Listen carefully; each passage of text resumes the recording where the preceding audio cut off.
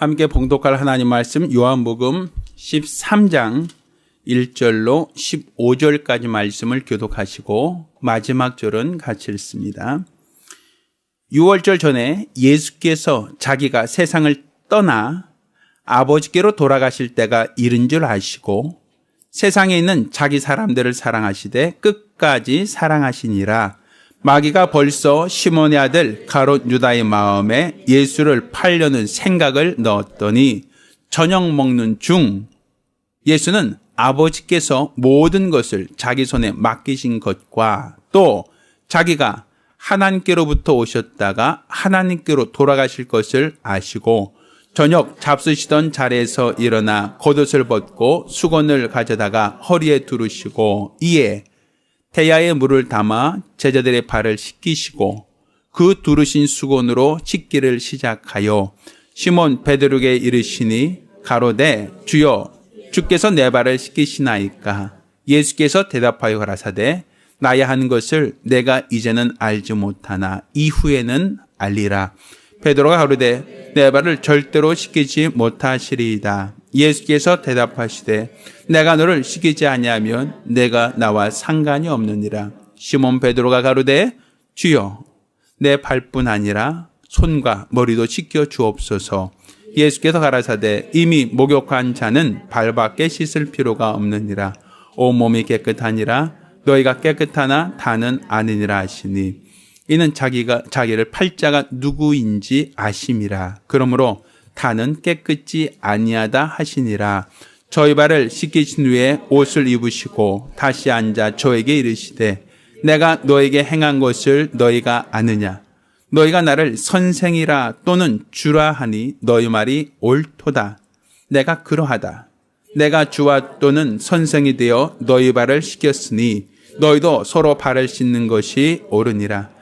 내가 너에게 행한 것 같이 너희도 행하게 하려 하여 본을 보였노라. 아멘. 자, 오늘은 섬김의 본을 보여주신 예수님이라는 제목으로 하나님 말씀을 함께 나누겠습니다.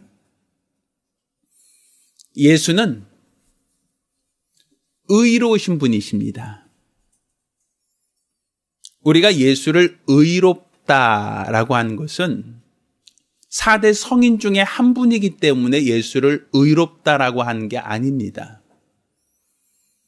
예수가 의롭다라고 하는 것은 하나님이 기준에서 하나님의 판단으로 봤을 때 하나님을 예수를 의의 기준으로 삼으셨기 때문에 예수 그리스도를 하나님이 의의 샘플, 기초로 삼으셨기 때문에 우리는 예수를 의롭다라고 하는 것이지 우리가 예수가 착한 일을 많이 하셨다. 예수께서 어려운 자를 많이 도와주셨다.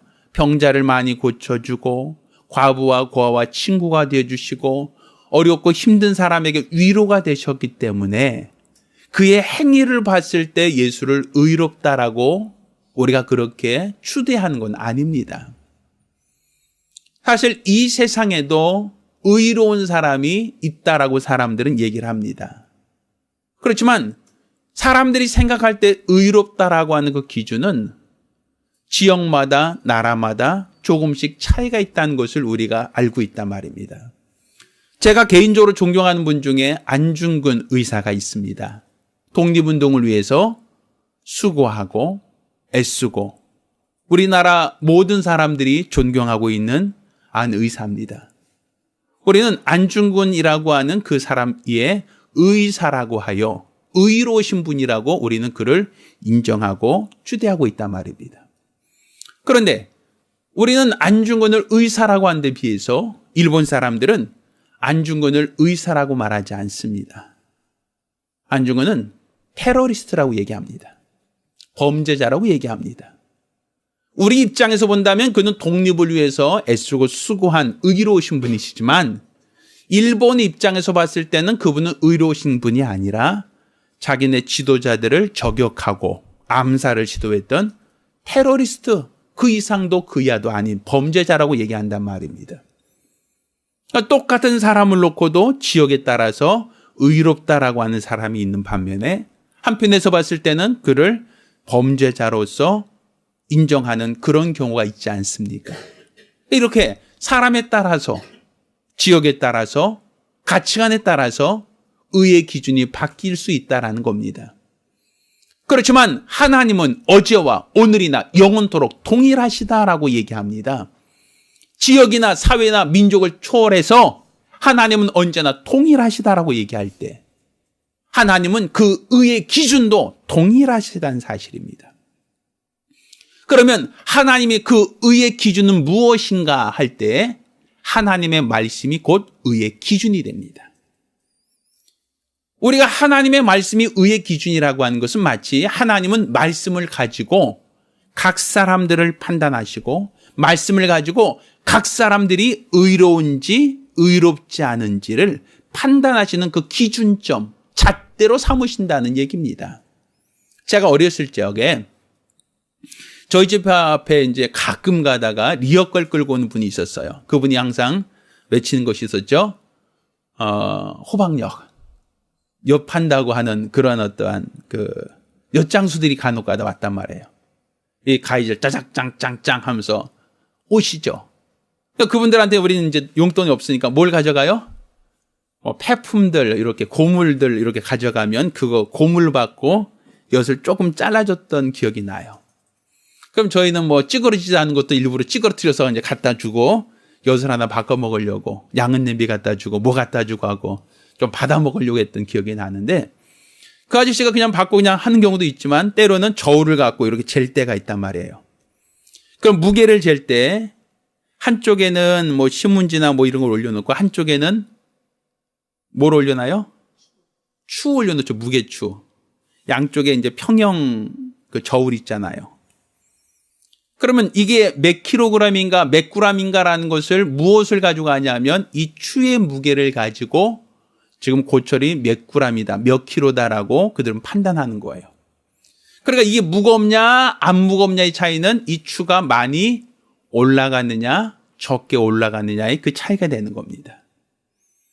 마찬가지예요. 우리 하나님께서도 각 사람들을 판단하실 때 이 사람이 의로운 사람인가 아닌가의 기준은 하나님의 말씀을 가지고 저울질하는 거예요. 그 말씀을 가지고 이 사람이 의롭다, 불의하다 판단하시는 거예요.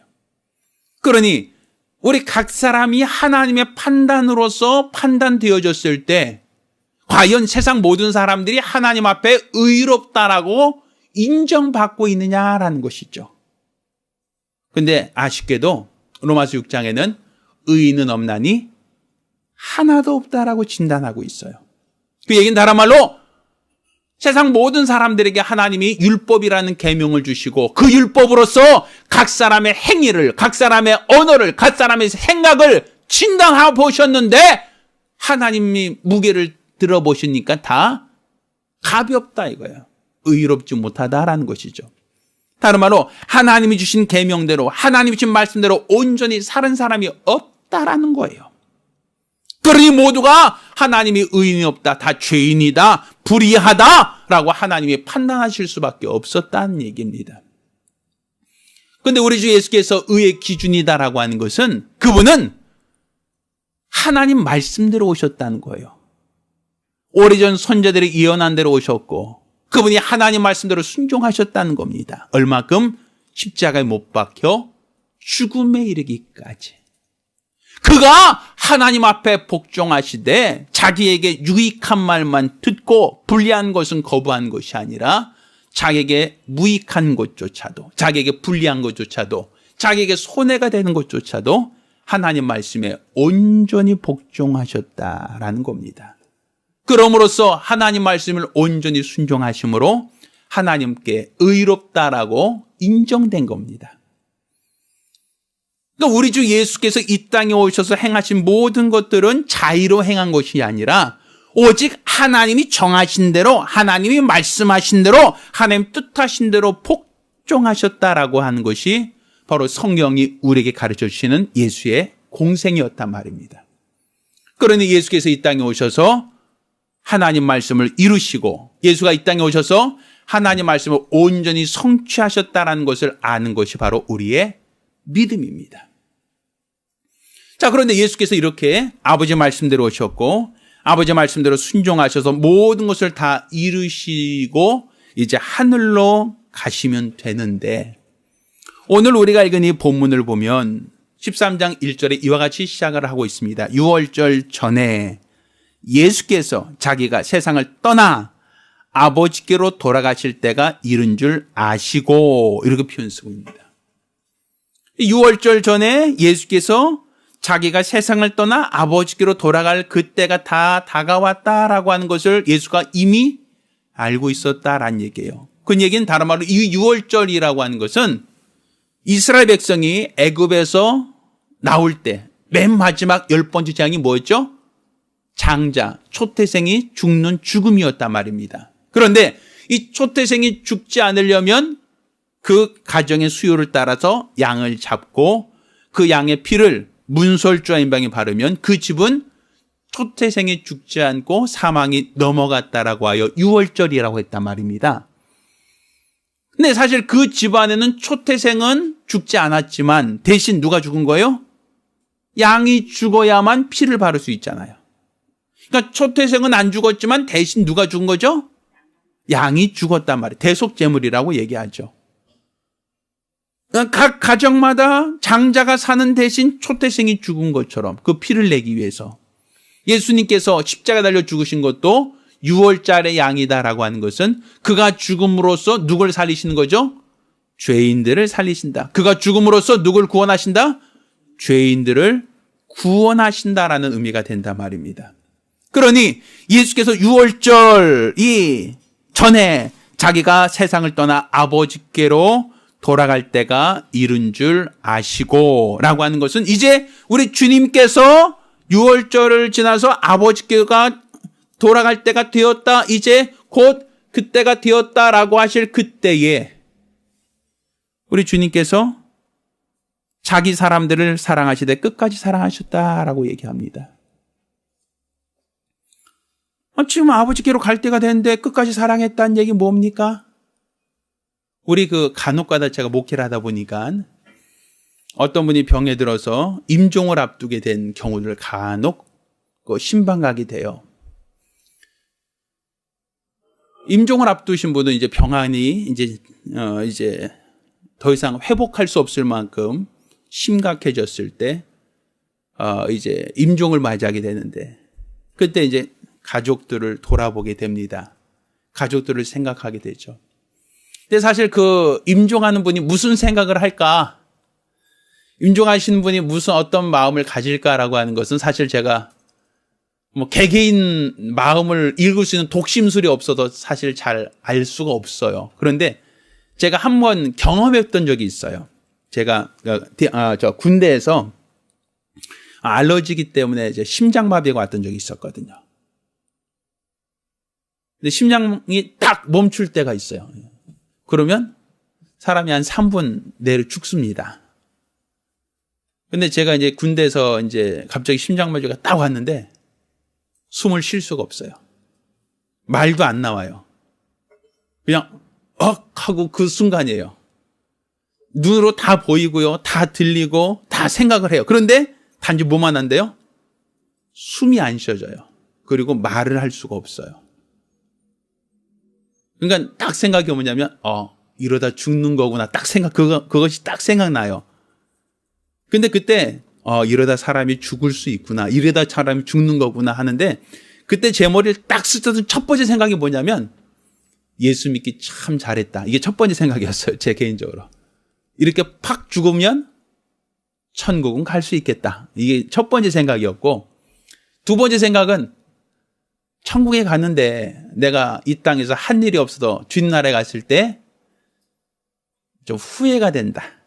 가긴 가는 것 같은데, 근데 내가 열심히 일을 하지 않았으니까 주님 나라에 갔을 때 좀 부끄럽지 않을까, 좀 후회가 되더라고요. 내가 왜 이렇게 살았을까, 좀 더 열심히 조금 더 잘 살 걸 하는 어떤 그런 아쉬움이 조금 내 안에 몰려들더라고요.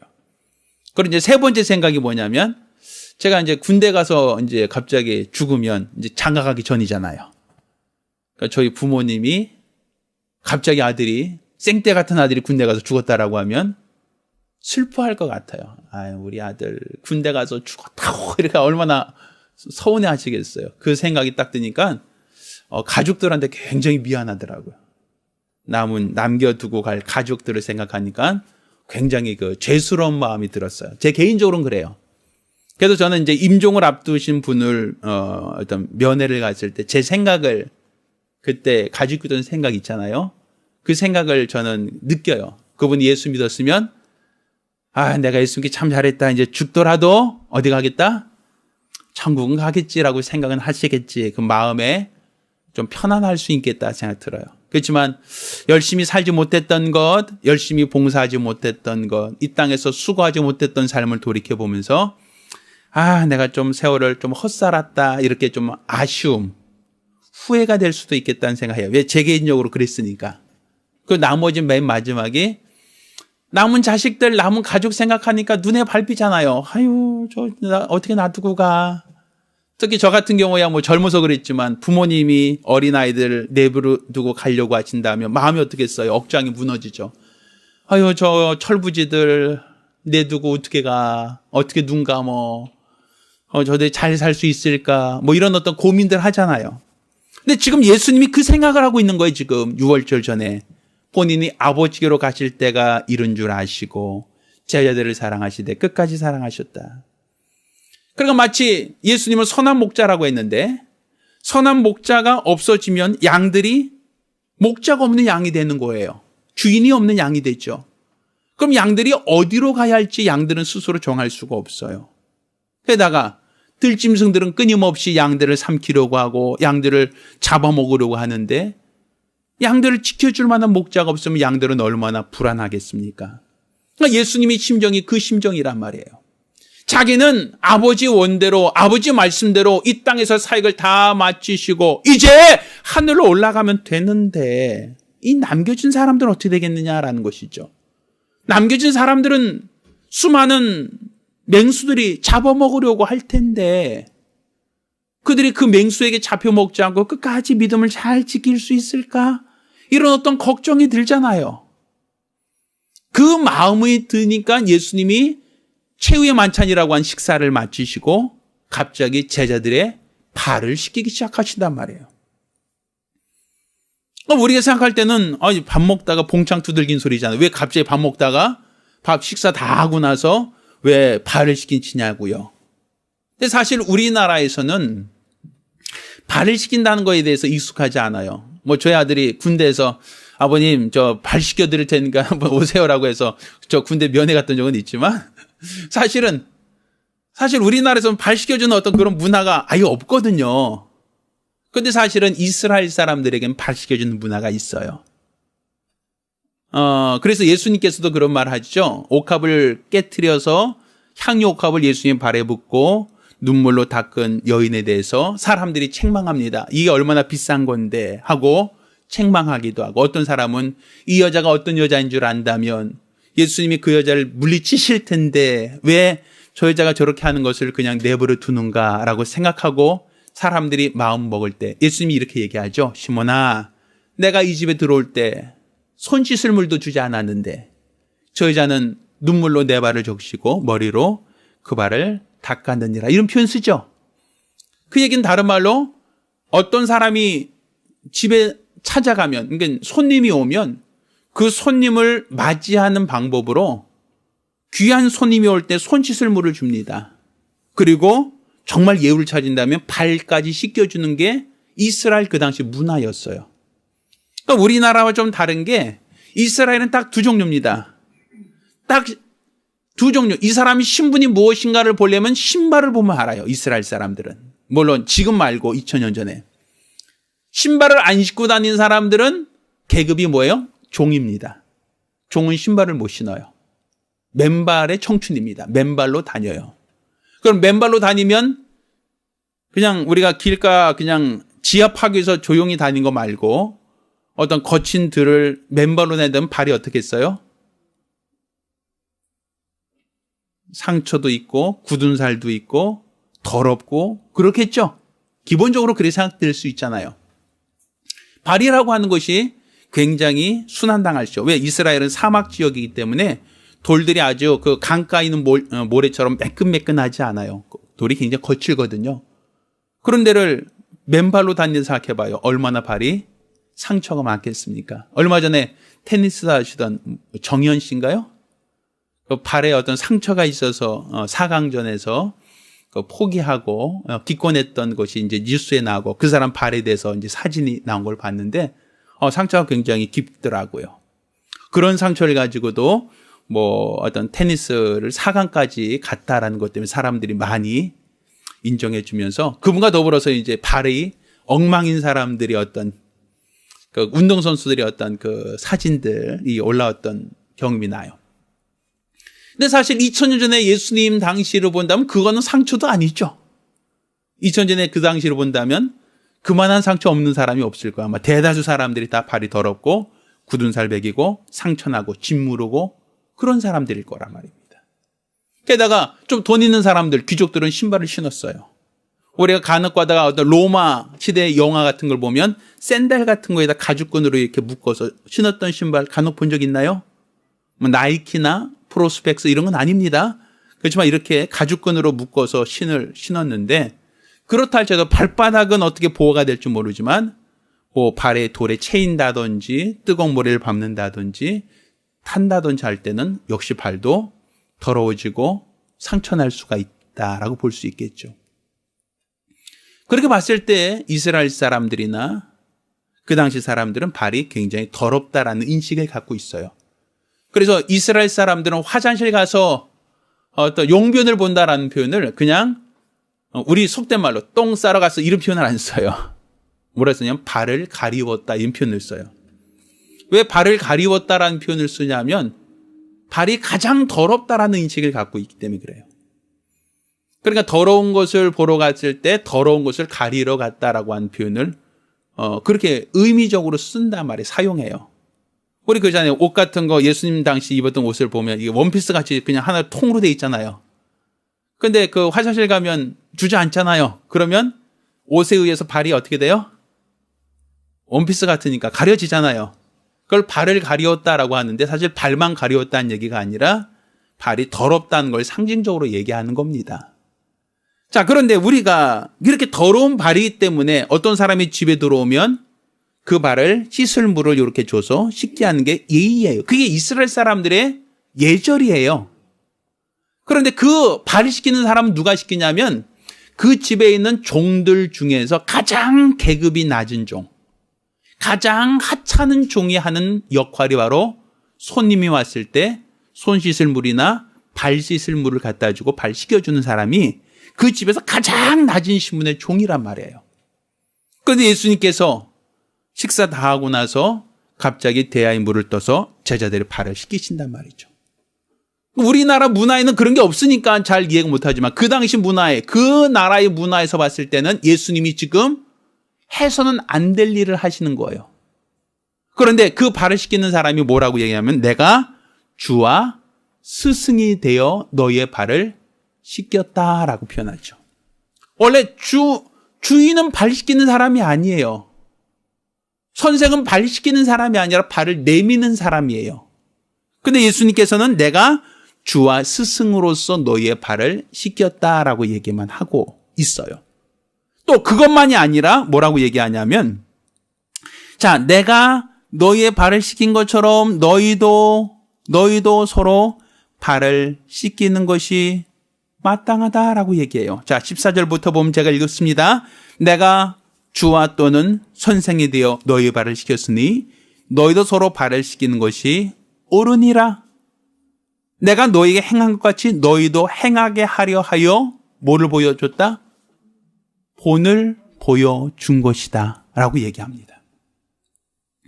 자, 주님은 지금 종이기 때문에 발 씻은 게 아니라 너희가 선생이다, 주다, 주인이다 라고 하는데도 불구하고 너희의 발을 씻겼다. 그런데 내가 이 발을 씻긴 이유는 너희도 서로 뭐 하기 위해서 발을 씻겨주라고 하는 것을 가르치려고 본을 보여준 것이다 라고 얘기해요. 자, 예수님께서 지금 아버지 말씀대로 순종하여 십자가 달려 죽으시고 하늘로 가시기 전에 제자들을 사랑해요. 이 땅에 남겨진 제자들이 수많은 짐승들이 저들을 물어뜯고 저들을 삼키려고 할 터인데 저들을 내버려 두고 가기가 눈에 밟혀요.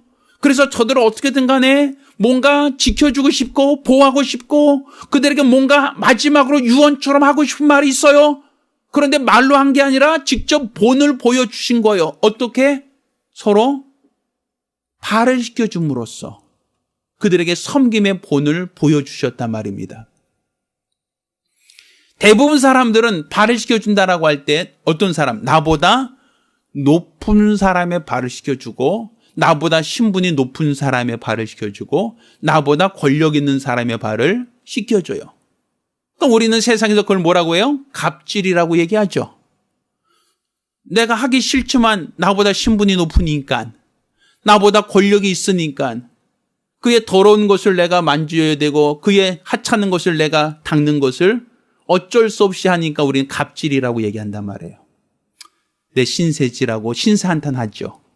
자, 그런데 우리 주님은 나보다 신분 높은 사람의 발을 씻겨준 게 아니라 자기보다 낮은 제자들의 발을 씻겨주셨단 말이에요. 그것도 그 발이라는 것은 더럽습니다. 냄새가 납니다. 상처가 나 있습니다. 굳은 살이 배기고 모양이 거칩니다. 근데 그 발을 내가 씻겨주었다. 이게 바로 주님이 하늘로 가시기 전에 제자들에게 남기고 싶은 말, 남기고 그들이 꼭 하길 원하셨던 삶이란 말이에요.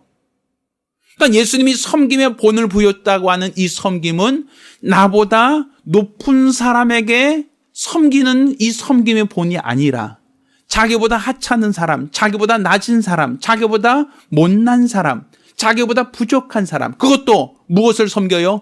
그 사람의 가장 더러운 것, 그 사람의 가장 연약한 것, 그 사람의 가장 상처나고 더러웠고 찢어진 것, 그것을 섬긴다. 어떻게 섬깁니까? 그것을 어떻게 한다? 닦아주고 보듬어주고 그것을 어루만져주는 것으로 섬긴다라는 것이죠. 그런데 그런 모습을 보여주신 것은 너희가 서로 뭐 하길 원하기 때문에 발을 씻겨주길 원하기 때문에 너희가 너에게 본을 보여주신 거다라고 얘기합니다. 자, 금전 우리는 예수를 따르는 제자가 되자는 슬로건을 가지고 1년 설교해요. 1년 설교가 다 예수를 따르는 제자가 되자는 결론이 나올 겁니다. 자, 그럼 우리가 예수를 따르자라고 할 때 오늘 본문에서도 예수님은 너희가 나를 본받으라고 이것을 했다라는 얘기거든요. 그러면 우리도 역시 예수를 본받아서 우리도 하라는 거거든요. 제자들의 발을 씻기라는 거거든요. 나보다 못한 사람, 나보다 연약한 사람, 그들의 발을 씻겨야 된다는 얘기거든요. 그럼 우리가 성도들 사이에 그의 어떤 허물을 보았을 때 우리는 사람들이 조롱하거나 비난하거나 비판하거나 욕하거나 그래서 사람을 상처받게 하는 일이 얼마나 많습니까? 근데 사실 그건 주님이 우리에게 보여주신 방법은 아니란 말이에요. 남의 더러운 것을 보았을 때 사람들은 쑥덕거리기 시작합니다. 아우 냄새나. 아우 누구야. 상처난 모습 봤을 때 사람들 얘기합니다. 아우 저 상처 봐. 아우 흉해. 아우 흉측해 하고 사람들은 얘기하기 시작합니다. 더러운 것을 봤을 때 사람들 멀리합니다. 아우 더러워. 아우 내 옆에 안 왔으면 좋겠어. 라고 사람들은 얘기를 합니다. 우리는 얼마나 고상하게 살려고 합니까? 근데 우리 주님은 그렇게 고상한 모습을 우리에게 보여주신 게 아니라 섬김의 모습을 보여주셨고 우리 주님이 하늘로 올라가시면서 너희가 세상에서 원수에게 상처받지 않고 너희가 세상에서 넘어지지 않기 위해서 너희보다 약한 사람, 너희보다 더러운 사람, 너희보다 상처 입은 사람을 섬겨야 된다라고 우리에게 가르쳐 준 거 아닙니까? 저는 사실 주보를 새롭게 만들면서 이번에 우리 교회가 이제 새롭게 만든 주보입니다. 예쁘죠?